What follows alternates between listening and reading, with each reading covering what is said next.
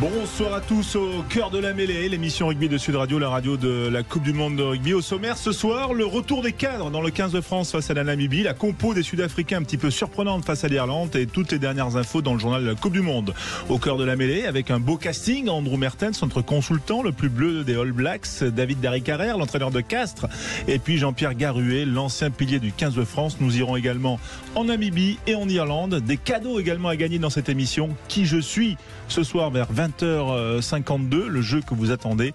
Voilà, c'est ça la Coupe du Monde sur Sud Radio. Merci d'être avec nous au cœur de la mêlée. Sud Radio, au cœur de la mêlée. Bonsoir à tous, bonsoir Lucien Gasparac, bonsoir Adrien Abadi, toute l'équipe en place, bien sûr. Vous les auditeurs au 0826 300 300, vous êtes les bienvenus pour jouer avec nous, pour interagir avec nous et bien sûr le hashtag Sud Radio Rugby sur les différents réseaux sociaux, la chaîne Twitch notamment de Sud Radio. Bonsoir Andrew Mertens, comment ça va Andrew ? Oui, bonsoir messieurs. Oui, très bien cette semaine, suite à une victoire néo-zélandaise enfin dans ce tournoi. Donc bien, un autre bon week-end de rugby. Voilà, avec demain le troisième week-end, le troisième bloc de compétition de cette première phase qui débute avec Italie, Namibie. On en parlera bien sûr dans Au cœur de la mêlée demain soir. On va tout de suite enchaîner quand même, Andrew, pour avoir les dernières news avec Lucien, les dernières nouvelles dans le journal de la Coupe du Monde.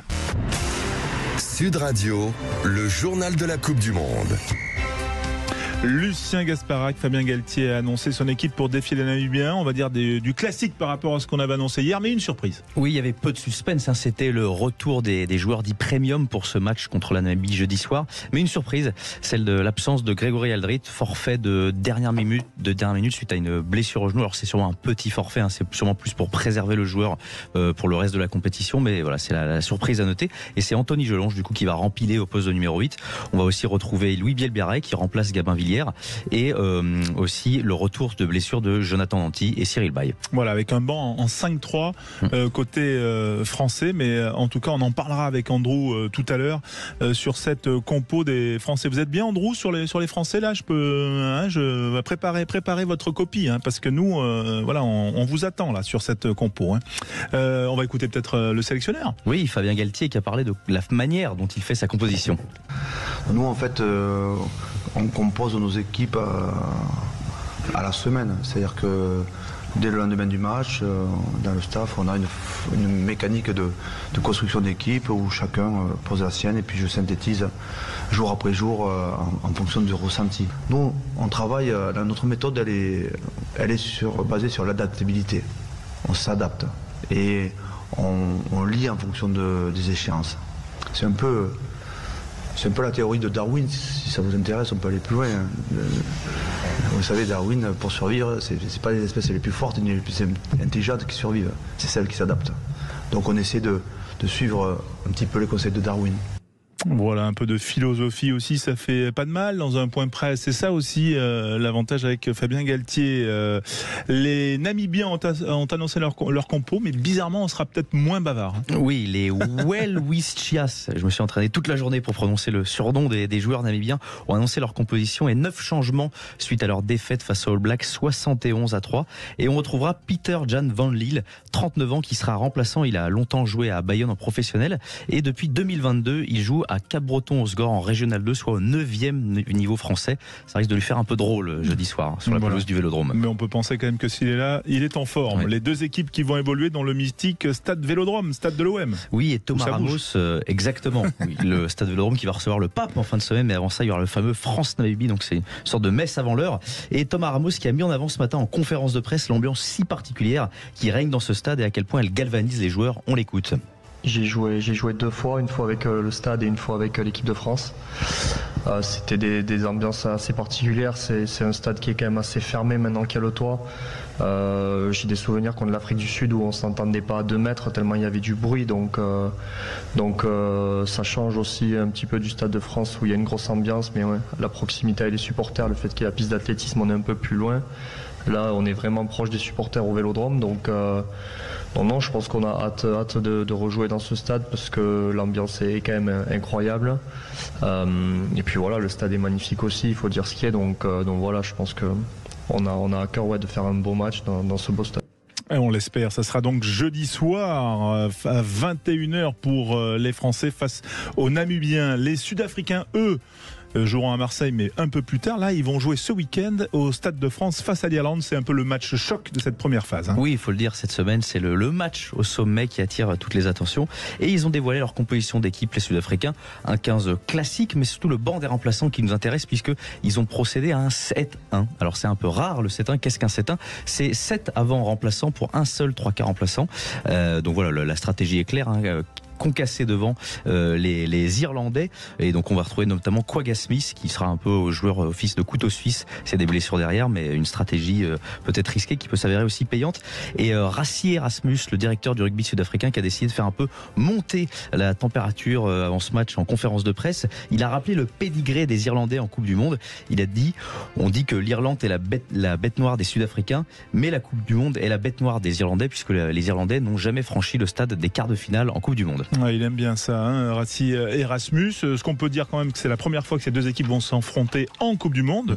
Donc ça, c'est un élément important, et que sur les 10 derniers matchs qui les ont opposés, il y a 6 victoires pour les Irlandais, 4 pour les Sud-Africains. Andrew Mertens, quand même réaction sur le 7-1 des Sud-Africains. Alors c'est pas la première fois, je crois que c'est la 3e fois qu'ils le font.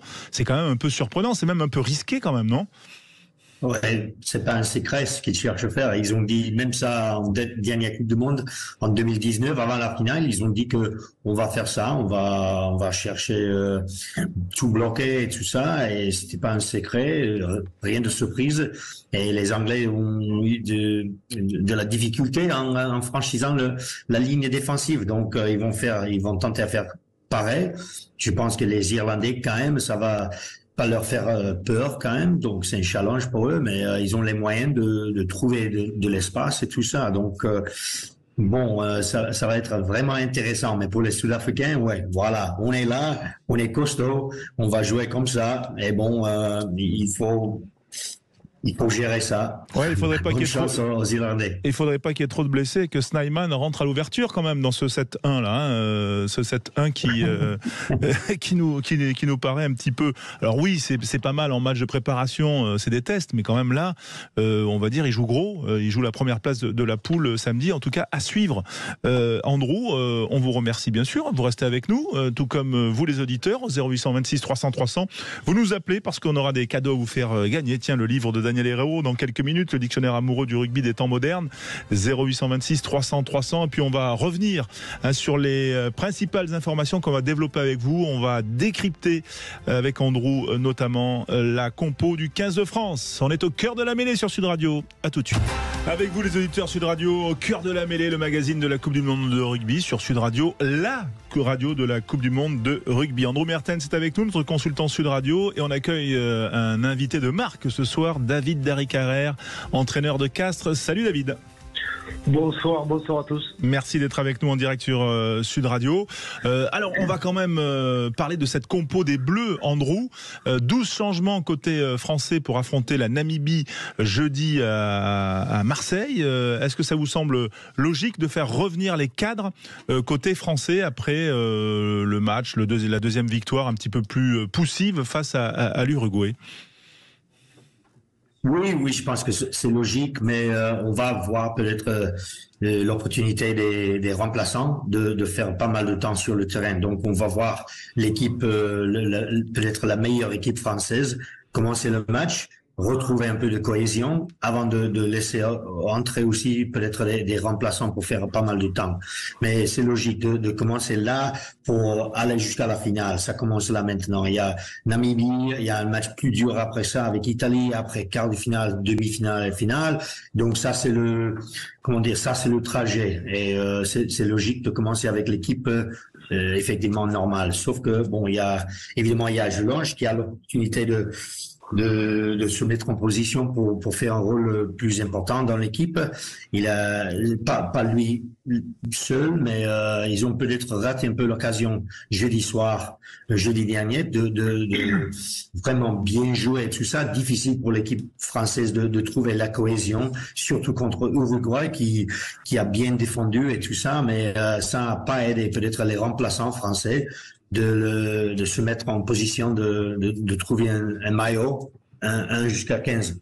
Oui, David Darry-Carrère, vous, l'entraîneur adjoint de Castres, on va dire, vous comprenez vos collègues du 15 de France là qui ont à nouveau changé, 12 changements en refaisant revenir un peu les cadres. Ouais, vous savez, ils ont besoin de confiance.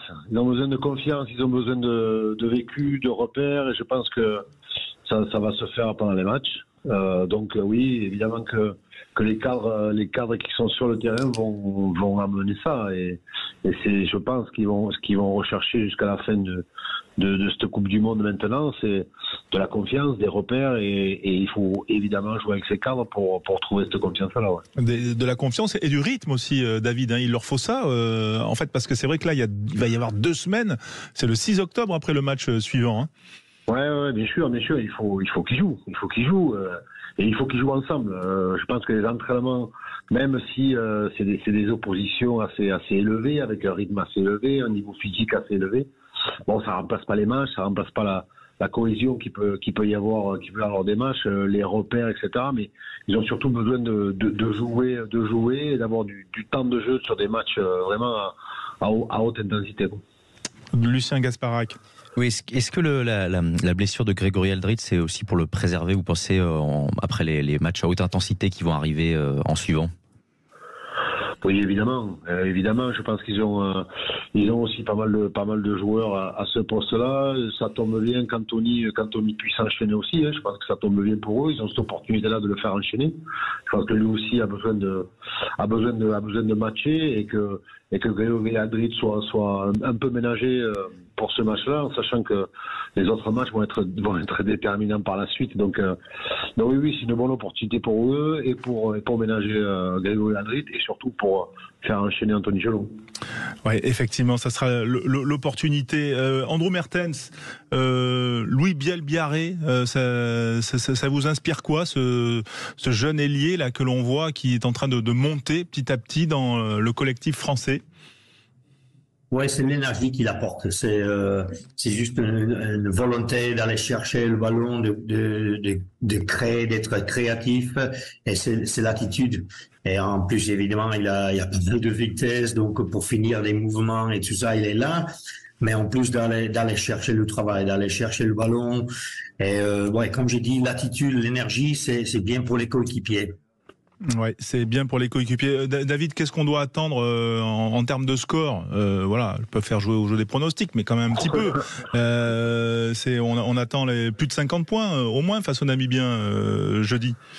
Franchement, si le contenu est à la hauteur des attentes, et notamment du retour avec cette grosse équipe, je pense qu'on peut s'attendre à un score assez élevé, oui, mais je pense que les coachs vont surtout s'attacher au contenu pour qu'il y ait après de la continuité dans la suite de la compétition. Alors ce week-end, ça sera bien sûr ce match France-Namibie, mais le temps fort, ça sera samedi, Afrique du Sud-Irlande au Stade de France, 21h. Cette composition sud-africaine qui vient de tomber, David, votre regard de coach, 7 avant sur un banc, un seul 3/4 qui est un demi de mêlée. Ça vous inspire quoi? Ils annoncent la couleur, hein. C'est-à-dire que on sait que le rugby sud-africain est fait de gros défis physiques sur la ligne d'avantage, en usant énormément leurs avants. Le fait qu'ils mettent beaucoup d'avants sur le banc reflète aussi leur projet, tout simplement. Ils sont cohérents avec leur projet. Après, ils ont des joueurs derrière qui sont quand même assez polyvalents, mais bon, il faut pas qu'il y ait trop de casse non plus, parce que, comme tu disais, si c'est Snyman ou Dutoit qui se retrouvent en 10, je pense pas qu'il y ait de grandes envolées non plus. C'est sûr. Quand même, Andrew Mertens, les All Blacks, alors, ils peuvent pas décider exactement qui sera leur adversaire, ils vont devoir subir ça, mais qu'est-ce qu'on préfère en Nouvelle-Zélande, tomber sur les Sudaf ou tomber sur les Irlandais? Pas du tout, honnêtement. Je pense que les All Blacks vont se concentrer sur leur jeu, et après ils vont trouver l'équipe qui gagne samedi soir. Donc peu importe. Je pense, pour moi, en quart de finale, je préférerais peut-être rencontrer les Sud-Africains, et je pense en finale peut-être les Irlandais. Je sais pas pourquoi, mais juste c'est juste vu l'histoire des deux équipes contre la Nouvelle-Zélande, je préférais la voir comme ça, si jamais on arrive en finale en tant que Néo-Zélandais. Vous voulez pas retrouver la France en finale, Andrew? En finale, évidemment, ouais. Mais pour la France, oui. Mais des deux équipes, je préférais rencontrer les Sud-Africains en quart de finale. Voilà, on verra ça. En tout cas, ce qui est certain, messieurs, c'est que pour l'instant, le meilleur public, on ne sait pas qui va gagner sur le terrain à Saint-Denis samedi entre l'Afrique du Sud et l'Irlande, mais le meilleur public, c'est le public irlandais. Hein. On l'a vu à Bordeaux, on l'a vu à Nantes, et là, on va le voir sans doute dans Paris. Et avec nous, pour en parler, une supportrice irlandaise, elle s'appelle Catherine. Elle est avec nous et elle vit cette Coupe du Monde en France. Bonsoir Catherine. Bonsoir. Merci d'être avec nous en direct. Alors expliquez-nous pourquoi les Irlandais sont si sympas et pourquoi c'est un peu les chouchous des organisateurs français là. On adore les Irlandais. Oui, c'est la joie de vivre des Irlandais et c'est dans le sang. C'est une partie de notre culture. Nous adorons le rugby et particulièrement cette équipe. Johnny Sexton, le meilleur marqueur de points de l'histoire de l'équipe irlandaise, les demi-de-mêlée, Conor Murray, les allieurs, Ringrose, Hansen. Toute l'équipe, quoi. Et l'atmosphère dans les stades, c'est formidable. Est-ce que les Français sont sympas avec vous, vous Catherine, supportrice de l'Irlande? Est-ce que vous pouvez répéter, s'il vous plaît ? Est-ce que les Français, que vous croisez autour des stades, dans les villes, comme à Nantes samedi, comme peut-être à Paris ce week-end, est-ce que les Français sont sympathiques avec vous, sont cool ? Ils sont très sympathiques. Très, très sympathiques. On chante ensemble, on boit ensemble. On embrasse et quand on a une casquette comme moi, une casquette verte, quand on porte une casquette verte, on peut parler avec tout le monde s'intéresse au rugby et les supporters sont en bonne humeur. C'est pas comme dans le football. On n'est pas agressif. On chante ensemble et on pleure ensemble ça c'est la raison que j'adore le rugby. Catherine, est-ce que vous allez pleurer ou rigoler samedi soir face aux Sud-Africains? Je prie que je vais pleurer et célébrer du même temps. Eh ben, on vous le souhaite en tout cas. Merci d'avoir été avec nous en direct, Catherine, sur Sud Radio. C'est toujours un plaisir. Et c'est vrai quand même, je sais pas, David et Andrew, Andrew, je sais que vous allez sur beaucoup de matchs. Je sais pas si David, tu as eu l'occasion encore d'aller sur les stades, mais c'est vrai que ce public irlandais est quand même extraordinaire. Hein. C'est une vraie culture. Hein. C'est une vraie culture du rugby. C'est une vraie culture de supporters. J'allais dire aussi parce que ils sont supporters jusqu'au bout des ongles et de 7 à 77 ans, même plus vieux, je suppose. Et après, c'est le respect. C'est le respect qu'ils ont. C'est le respect qu'ils ont du joueur, de tout l'environnement autour des stades. Et après, c'est un public festif aussi et qui aime faire la fête dans le bon sens du terme. Merci David d'avoir été avec nous, David Darricarrère, entraîneur de 4. C'est quoi le programme pour le CO? Vous avez repris l'entraînement? Vous allez le reprendre? On reprend demain. On fait l'entraînement délocalisé à Carmont. Voilà. Bon, bonne reprise en tout cas et bon travail et bonne Coupe du Monde. Andrew, petit mot sur ces supporters irlandais. Est-ce que vous aussi ils vous séduisent? Oui, absolument. Oui, on a, en tant que Néo-Zélandais, on a toujours trouvé des Irlandais, des gens fantastiques. Ils font insulte à personne. Il y a personne qui n'a un souci avec des Irlandais. Ils sont là pour fêter, ils sont là pour s'engager et tout ça. Et surtout cette équipe qui depuis longtemps a pris beaucoup mieux de l'équipe ou des joueurs qu'il faudrait en fait. Et c'est une équipe qui qui a des ressources. Bon, c'est un sport en Irlande qui a des ressources limitées par rapport à l'Angleterre ou la France et tout ça, mais ils prennent le plus possible des joueurs et de l'équipe. Et ça, c'est impressionnant. Et ce qu'ils ont créé dans ces derniers quelques ans, ça a été impressionnant, mais c'est une super équipe. Juste un joie de regarder jouer, même si on n'est pas de l'équipe contre ou on n'est pas irlandais ou quoi, c'est juste de voir cette équipe à jouer, c'est un plaisir. Olivier est avec nous. Olivier, notre auditeur qui a joué avec nous, 0826 300 300. Olivier de Frontignan, bonsoir. Bonsoir. Merci d'être avec nous. Cette Coupe du Monde, comment vous la trouvez, vous, depuis le début? Ah, très bien. Franchement, on se régale. Du sport, de la bonne ambiance, ça change un peu du foot, c'est bon enfance, ça fait plaisir à voir quand même. Bon, cette équipe de France face à la Namibie, 12 changements, les boss qui reviennent aux commandes, confiants donc avant le match de jeudi. Normalement, ça devrait être facile. Après, peut-être ils vont en profiter pour consolider leur jeu pour les matchs à venir, car je pense que ça va être un peu plus compliqué que la Namibie, quoi. Ouais, vous voyez combien, un écart de combien, vous, jeudi, Olivier? Si on suit les stats des Blacks et de l'Italie, on leur met 50 points, quoi. Bon, minimum, hein. Voilà, et on espère qu'on... Déjà leur met 50 points, c'est beau, quoi. Ouais, qu'on va vibrer. Les deux autres chocs du week-end, là, c'est notamment Irlande, Afrique du Sud, on en parlait, et puis Pays de Galles, Australie. Comment vous voyez les choses, vous? Moi, je verrais l'Irlande le rapporter, je pense, et après, peut-être le Pays de Galles contre l'Australie. Ah, Andrew, vous partagez, vous? Pays de Galles, Australie? Bon, moi, je travaille pour les Australiens, donc j'ai fait pas mal de temps avec eux et tout ça, donc évidemment, je suis un peu engagé là. C'est un match hyper important pour les Australiens. Donc, s'ils perdent contre Pays de Galles, ils sont hors du tournoi, effectivement. Donc, je pense que avec leur histoire, ils méritent d'être en quart de finale, mais bon, ça risque de ne pas se passer. Et après, c'est une victoire logique pour les Fidjiens qui ont très bien joué, mais les Australiens contre Pays de Galles, ouais, c'est un super match. Moi, j'attends bien ça. Évidemment, samedi soir, le premier match, mais pour une équipe qui déjà a l'opportunité de sortir du tournoi, bon, dimanche soir, c'est important. Olivier, on va pas se quitter comme ça quand même, on va vous offrir un livre. Et quel livre? Le dictionnaire amoureux du rugby des temps modernes de Daniel Herrero chez Plomb, voilà, pour tout savoir aussi de la verve de Daniel sur le rugby d'aujourd'hui et partager cette passion que nous partageons sur Sud Radio. Merci d'avoir été avec nous en direct et merci pour votre fidélité. À très vite sur notre antenne, au cœur de la mêlée.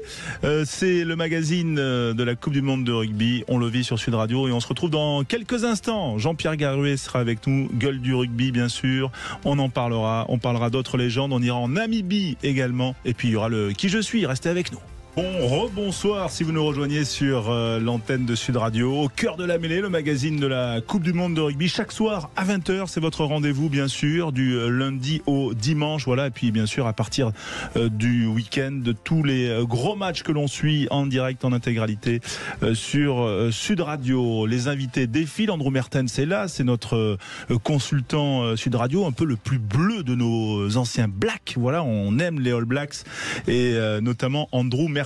Lui aussi, il a affronté l'All Blacks plusieurs fois et notamment lors de la Coupe du Monde 87. C'est Jean-Pierre Garuet, ancien première ligne du 15 de France, ancien pilier droit. Salut Jean-Pierre.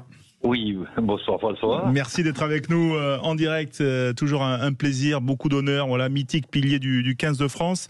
Et puis avec nous également Patrick Chapuis, patron de Canon France, voilà, qui, eh bien, comme Jean-Pierre, comme d'autres joueurs, eh bien, on va dire, vous vous intéressez, Patrick, aux légendes du rugby. On va en reparler dans un instant. Bonsoir Patrick. Bonsoir François. Jean-Pierre, petit mot quand même sur cette équipe de France. Voilà, j'imagine quand même que ta passion pour le rugby, toi, tu dois adorer cette équipe, Jean-Pierre. Bien sûr, à partir du moment où on a une bonne représentation, je dirais un peu locale, un peu dans notre pays, je dirais de l'Armada de Bigorre, et comme ça, de voir que cette mêlée est bien représentée et va de l'avant, parce que comme on dit souvent, no scrum, no win, pas de mêlée, pas de victoire. Et ça, ça tient toujours, ça. J'en suis convaincu, et ça, je n'ai jamais vu un champion du monde qui se fasse bouger en mêlée. Oui, c'est vrai. Mais c'est vrai que Jean-Pierre, je ne sais pas ce que tu en penses, et Andrew peut peut-être nous le confirmer, on voit beaucoup plus de mêlées en cette Coupe du Monde que dans les 2 éditions précédentes. Hein, où, alors, je pense que l'humidité y joue beaucoup, il y a quelques maladresses et tout, mais c'est vrai qu'on voit pas mal de mêlées. Tu dois te régaler là, Jean-Pierre. C'est sûr, et je crois que bon, ça fait partie. Des fois, c'était surprenant de voir, par exemple, on passait demi-heure sans avoir une mêlée, donc on pouvait un peu se poser des questions, mais bon, même s'il y a un temps qui est magnifique, et chaud, même très chaud, mais je crois que l'humidité et puis des difficultés pour se passer le ballon, bon, ça fait que ça entraîne une mêlée, et moi j'en suis que content, quoi. Andrew, t'en penses quoi, toi? C'est vrai qu'on voit beaucoup de mêlées, t'es d'accord, hein, depuis ces premiers matchs, hein?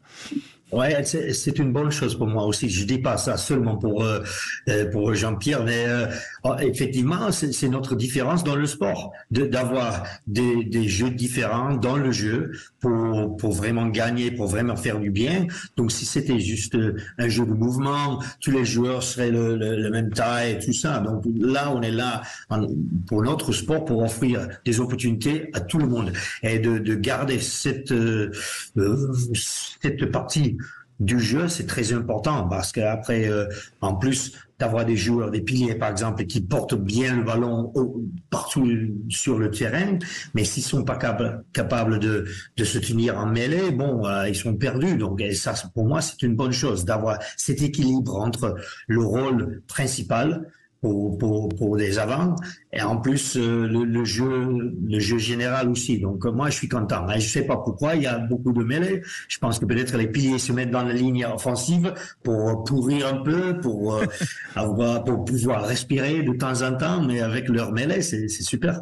Bon, est-ce que Jean-Pierre Garuet, est-ce qu'il y a un pilier ou une mêlée qui t'a impressionné depuis le début de la Coupe du Monde? Pas forcément française d'ailleurs. Hein. Oui. À partir du moment où ça respecte ce jeu en avançant, mais bon, on revient pas. On connaît par exemple les Irlandais. Je vois qu'ils sont dignes dans leur savoir-faire, et je crois que ils se compliquent pas.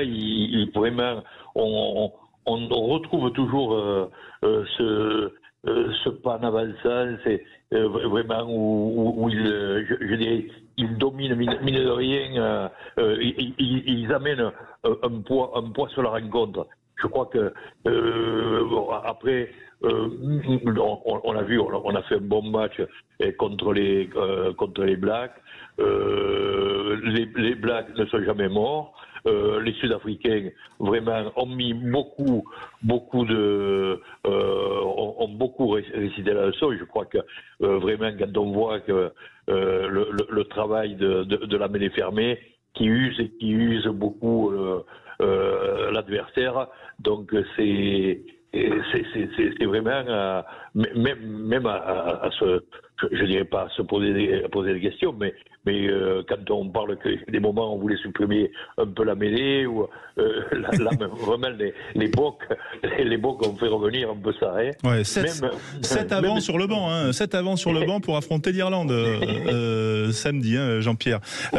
Patrick Chapuis est avec nous, c'est le patron de Canon France, les appareils photo, voilà, surtout parce que vous vous associez à cet événement, et ça c'est aussi la richesse de la Coupe du Monde et de l'événement qui est long sur la durée, parce que vous mettez en lumière aussi, Patrick, les légendes, un peu comme Jean-Pierre, comme Philippe Sella, qui je crois sera le capitaine de votre 15 de légende demain. Oui, absolument. L'idée pour Canon, qui est également fournisseur de la Coupe du Monde de rugby cette année, c'était de réunir un peu une idée folle, hein, je dois vous le dire, parce qu'on se demandait au départ, quand on a eu cette idée avec Philippe Sella et Jean-Pierre Pagès de Golf du Rugby, si on allait pouvoir la mener à terme.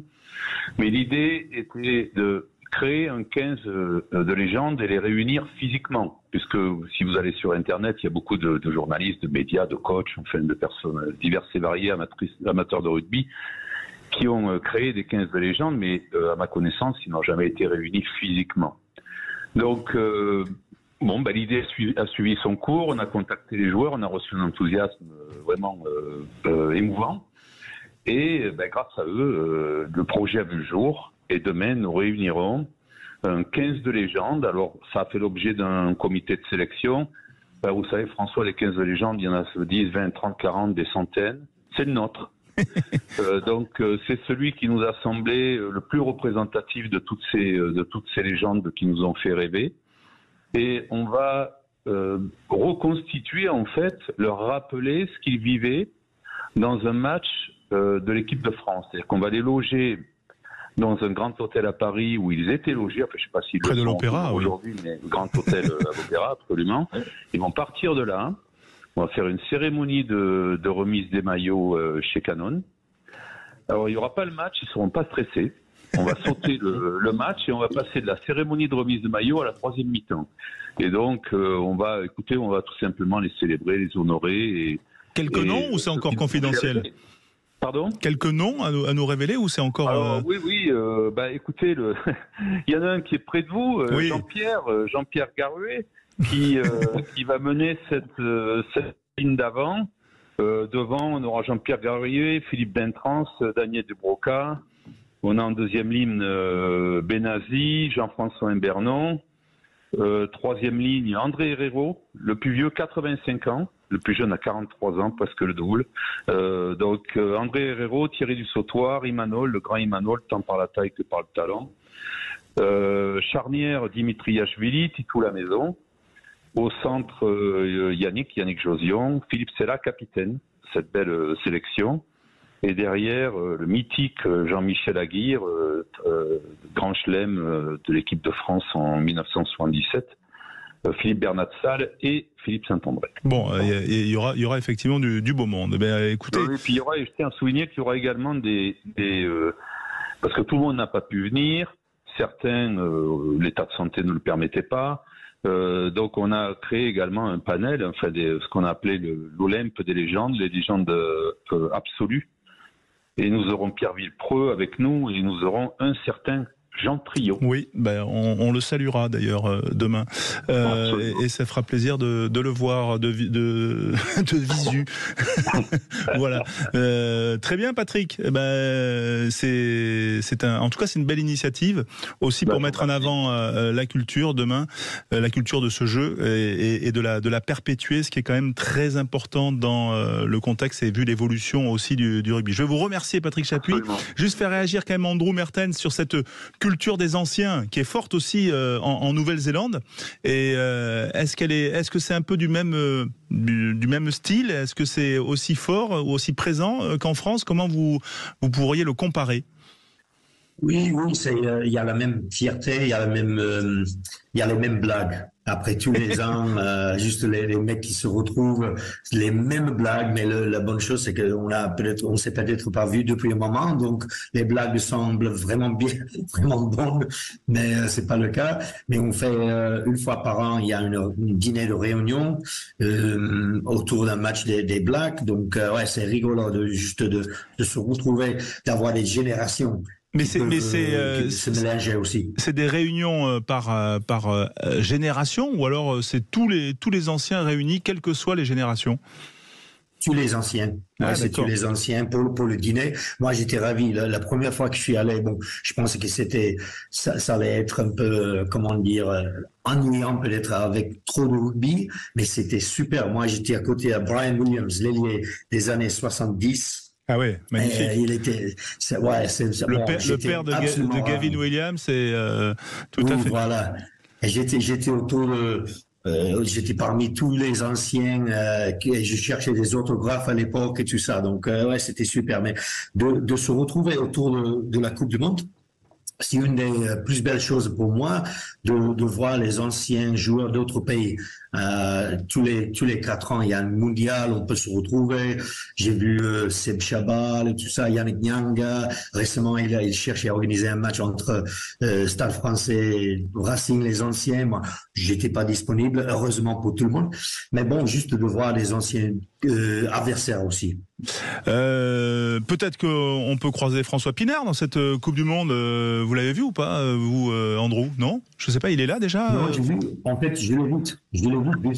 Il a fait contre nous en 95. En 95. Il est un super bon mec, évidemment, pour les Sud-Africains qui vont jouer ce week-end à Paris. Je pense qu'il y en aura pas mal. Et George Strange, qui je vois de temps en temps. Ça, c'est une surprise peut-être pour quelques-uns, mais on s'entend très, très, très bien. Mais oui, c'est un plaisir de les revoir. Skalberger, qu'il est là, Brian Habana, il est partout, ce mec-là.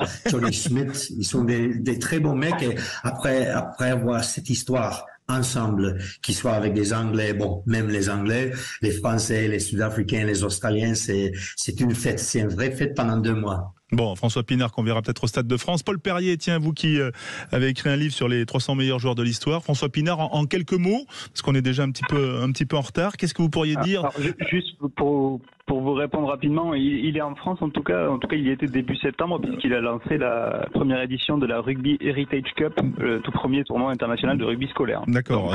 Légende, oui, légende parmi les légendes, parce que c'est vrai qu'il y a cette image aussi qui a marqué l'histoire du sport et au-delà du sport, c'est cette Coupe du Monde 95, même si elle a fait mal à Andrew et si elle nous a fait mal à nous, les Français.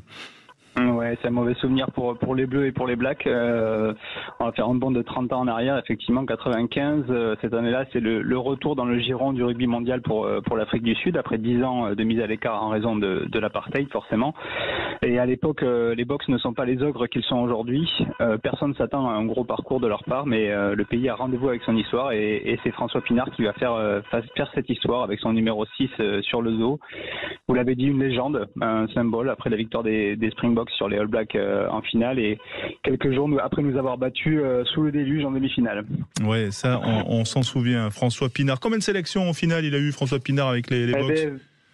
29 sélections avec les Box, dans toutes comme capitaine, parce qu'on peut pas résumer François Pinard à ce rôle d'icône. C'est aussi 100 matchs plus de 100 matchs avec le Transvaal, une Currie Cup remportée, un Super 10, l'ancêtre du Super Rugby en 93. Et puis voilà, c'est. Et puis après, il a entraîné les Saracens. Il est passé, oui voilà, parce que personne n'est prophète en son pays et malgré ses bons résultats et le titre de champion du monde, il a été écarté en 96 de la sélection et du coup il a rejoint les Saracens en Angleterre avec un certain Philippe Sella dont vous avez parlé et Michael Laina aussi à l'époque. Ouais, et il avait entraîné un certain Thomas Castagnède et Abdel Benazi et Christian Califano également. Merci Paul Perrier. Les 300 meilleurs joueurs de l'histoire, hein, c'est votre livre. Chez quel éditeur? Tiens, je l'ai pas, l'éditeur. Chez Talent Édition. Bon, super, ben, du talent, vous en avez et on vous retrouve bien sûr très vite sur l'antenne de Sud Radio. Dans un instant, on va voyager. On va aller du côté de la Namibie. Et ouais, Andrew, hein, c'est ça la radio. On peut aller comme ça, la Nouvelle-Zélande à l'Irlande en passant par la Namibie. On va aller retrouver dans Terre de Rugby un de nos compatriotes qui va vivre ce match d'une manière un petit peu différente. À tout de suite. Dans un instant, votre jeu et des cadeaux, le Qui je suis, ce jeu que vous attendez bien sûr comme chaque soir à la fin de l'émission. On va aller aussi en Namibie bien sûr, mais n'oubliez pas quand même d'être avec nous sur les réseaux sociaux, sur l'appli Sud Radio et puis également sur notre chaîne Twitch. Voilà, vos questions sont là. Parfois on y répond, parfois on n'y répond pas, mais surtout vous, n'hésitez pas quand même à en poser parce que Adrien Abadi veille sur la chaîne Twitch et nous sommes là, nous vous surveillons. Nous allons partir du côté de la Namibie retrouver un de nos compatriotes. Sud Radio, au cœur de la mêlée. Reinach has options left and right. Valumsa, it's Mapimpi on the outside. Makazole Mapimpi. Vaya secretario de Carleto. Ha terminado este mundial de manera fenomenal. Trae de los Pumas. Bonsoir Grégory.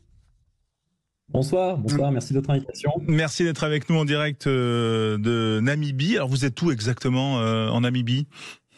Alors en ce moment là je suis à Windhoek, la capitale. D'accord. Combien d'habitants à Windhoek et en Namibie Voilà, il faut qu'on travaille un peu notre géographie avant jeudi. Hein. Ouais, alors on va mettre un peu de contexte. Donc la Namibie, ce pays au nord de l'Afrique du Sud, c'est un tout petit pays. Alors en termes de surface, c'est presque 2 fois la France, mais en termes de population, on est seulement à 2,5 millions d'habitants. Donc voilà, en termes de licenciés de rugby, on est seulement à 20 000 hommes, femmes, enfants confondus quand il y en a 300 000 en France. Donc c'est pour vous dire le plus petit potentiel qu'il y a ici, mais c'est une nation quand même qui a été présente 7 fois dans son histoire en Coupe du Monde, donc depuis la création de la compétition. Et comment comment se vit la Coupe du Monde? Parce que d'abord, il n'y a pas de décalage horaire, ou quasiment pas, peut-être 1 heure, mais... Ouais. Et comment elle se vit en Namibie? C'est un sport qui est un peu moins suivi que le foot ou l'athlétisme, mais les Namibiens sont en tout cas très fiers de leur équipe nationale, et tous sports confondus. Donc je peux vous dire qu'ici, chaque point marqué, peut-être même, on espère, un essai sera célébré autant que l'équipe qui soulèvera la coupe à la fin. Ouais, mais ce qui est dingue, c'est que les Namibiens n'ont jamais remporté un match. Je crois que c'est leur 7e édition là en Coupe du Monde.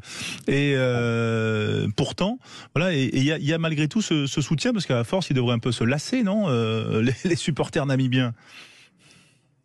Oui, mais j'ai eu la chance d'échanger avec quelques joueurs, comme le capitaine Johan Dezel, et je pense que comme toutes les équipes outsiders, c'est des joueurs qui sont très très fiers de porter leur maillot, de représenter leur pays pour cette compétition en France. Et puis, faut savoir que la plupart d'entre eux sont amateurs, ils partagent leur passion du rugby avec une activité à côté ou des études. Donc même les professionnels, ils sont tous dispersés aux 4 coins du monde dans des tournois différents.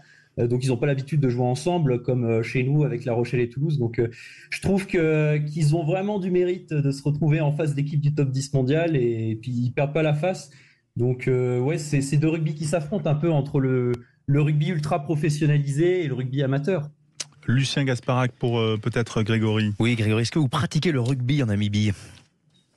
Alors pas en Namibie, c'est plus, on va dire, une histoire de passion dans la famille et des moments de partage, hein. C'est le sport convivial par excellence, et donc voilà, c'est de très bons souvenirs avec mes frères et mon père. Andrew Mertens, est-ce que vous avez joué, vous, contre la Namibie et peut-être en Namibie? Non, jamais en fait, mais je sais qu'il y a beaucoup de liens évidemment avec l'Afrique du Sud historiquement et tout ça. Et ils sont des joueurs. Ce que je vois, c'est vraiment similaire aux joueurs en Afrique du Sud. Donc ça veut dire costaud, bien défensivement et tout ça. Et c'est une vraie fierté de savoir qu'ils aient participé à cette Coupe du Monde. C'est super. Et moi, j'ai hâte de voir une première victoire, mais en tout cas, juste d'avoir la fierté d'y participer et tout ça, c'est bien pour les équipes comme la Namibie, Portugal. On a vu depuis des années, ils ont rencontré par exemple les All Blacks à Marseille en 2007. C'était un super match pour eux, mais malgré le résultat, Chili, cette Coupe du Monde, c'est super de voir cette équipe jouer à la Coupe du Monde. Oui, c'est vrai. Vous allez le vivre où demain soir jeudi soir, Grégory, ce match? Alors le match sera diffusé au FNCC, le Centre culturel franco-namibien qui est rattaché à l'ambassade, qui diffuse tous les matchs de la Namibie et de la France. Et je voulais peut-être vous donner un fait intéressant, je ne sais pas, peut-être que vous ignorez. Paul Willemse, notre joueur qui est malheureusement forfait, mais vient de Roodfontein, qui est une petite ville du centre-nord de la Namibie. Donc voilà, comme quoi ils ont une excellente génétique rugby dans ce pays, et il y a un très fort potentiel. Oui, et ensuite je crois que c'est vers 16 ans qu'il est parti aux Bulls de Pretoria faire l'académie, puis ensuite il était U20 sud-africain, puis les Baby Box, tout à fait, et puis ensuite il est arrivé à Montpellier, il a choisi de jouer pour l'équipe de France, et voilà, et il va nous manquer, hein, Paul Willemse. On a peut-être un peu moins parlé de son forfait que Romain Ntamak, mais sa densité physique, sa virulence et sa vitalité sur les plaquages vont nous manquer, notamment dans les moments forts à partir des quarts de finale, c'est sûr. Merci Grégory, bon match, c'est super de vous avoir depuis la Namibie. Passez une bonne soirée, et surtout une bonne soirée. Pronostic peut-être, juste score entre la France et la Namibie, Grégory, pour jeudi? Certainement similaire à ce qu'ont fait les Blacks, hein, je pense. Peut-être que la Namibie, on croit à un essai au vu de quelques lacunes défensives de la France ces derniers matchs, mais je dirais 64-8, quelque chose comme ça. Allez, c'est noté. Merci Grégory, à bientôt, en tout cas en direct sur Sud Radio. C'était un plaisir de vous avoir. On va enchaîner parce que après le voyage, il y a les jeux, il y a les cadeaux, et bien sûr le fameux Qui je suis. Sud Radio, au cœur de la mêlée. Alors, puisqu'on ne se connaît pas, Présentez-vous. Présentez-vous. Les gars, qui je suis? C'est moi.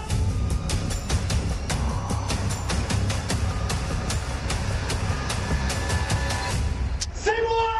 Je suis un monsieur. Ça, c'est se présenter. Voilà, et on présente bien sûr Lucien, notre maître de cérémonie pour ce jeu. Vous accueillez 2 auditeurs et Andrew bien sûr est là un peu en juge de paix. C'est ça, le qui je suis, le jeu que tout le monde nous envie.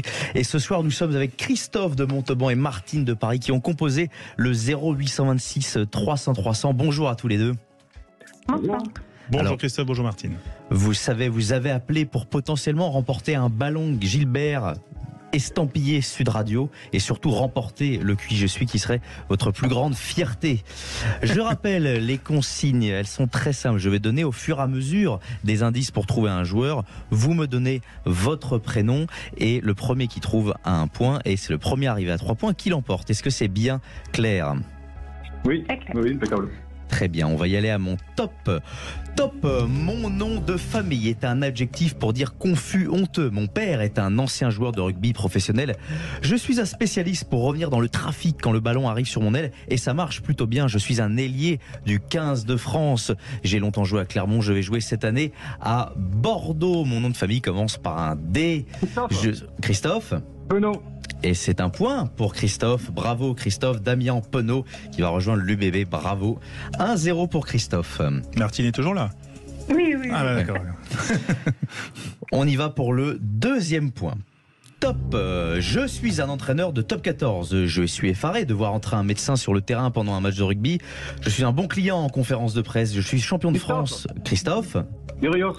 Christophe Urios, deuxième point pour Christophe. Martine. Il va falloir mettre le réveil si vous ne voulez pas être Fanny et faire une prestation namibienne, si je puis dire. On y va pour le troisième point qui verrait peut-être Christophe l'emporter sur un 3-0 ou peut-être une remontada de Martine. Top. La sonorité de mon nom de famille rappelle la meilleure viande de bœuf au monde. Je joue avec un casque, ce qui est plutôt rare pour mon poste. J'ai connu 2 maillots rouge et noir. Je suis champion du monde 2019 où je marque un essai. Martine. Aldrit? Non, ce n'est pas Grégory Aldrit, c'est même loin d'être Grégory Aldrit. Je joue cette année, j'ai joué cette année du côté de Toulon, mais je suis parti m'exiler au Japon.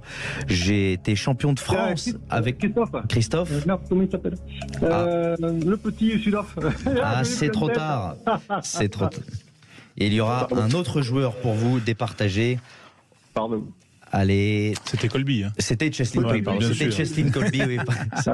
Cheslin Colby, l'ailier de poche sud-africain, champion du monde en 2019. On passe au suivant, peut-être le dernier. Top. Mon prénom rappelle le verbe quand on fait des graffitis sur un mur. Chaque année, dans le tour de la destination, je fais étalage de ma puissance. Je viens de Dublin. Je suis pilier droit. Je joue à Dublin. Je suis né en 1992. Je pèse presque 130 kilos. Mon nom de famille pourrait rappeler la sonorité pour dire un gros bouton qui se forme sous la peau. Je suis un international irlandais. J'ai hâte de concasser Steven Kitchoff samedi. Ah non, c'est trop tard aussi. Ah putain. Bon, écoutez, j'ai de la ressource. Ne vous inquiétez pas. C'était Tag Furlong. C'était Tag Furlong, oui, effectivement. Tag Furlong, le pilier. Voilà, vous avez reconnu les indices. On va y aller pour, j'espère, le dernier, puisque le chrono joue contre nous. Christophe et Martine. Top, je suis capitaine du 15 de France. Mon nom de famille rappelle un personnage dans Tintin. Je suis demi de mêlée. Martine. Antoine Dupont. Antoine Dupont, c'est gagné. C'est le premier point de Martine, 2-1. Antoine Dupont, bravo, c'était facile, hein, celui-là. On continue. Top, je suis un demi d'ouverture, mais je suis blessé. Je me suis fait une rupture des ligaments croisés. Christophe Ntamak. Romain Ntamak, c'est gagné pour Christophe. Bravo Christophe, vous remportez le qui je suis. Le jeu que toutes les radios nous envient. Bravo, vous remportez donc un ballon officiel Gilbert Sud Radio. Martine, n'hésitez pas à nous rappeler au 0826 300 300. Vous n'avez pas lâché, on a même presque cru une remontada dans le studio. L'ambiance était sensationnelle. Merci Martine, mais bravo à Christian pour cette victoire. Ok, Merci Martine.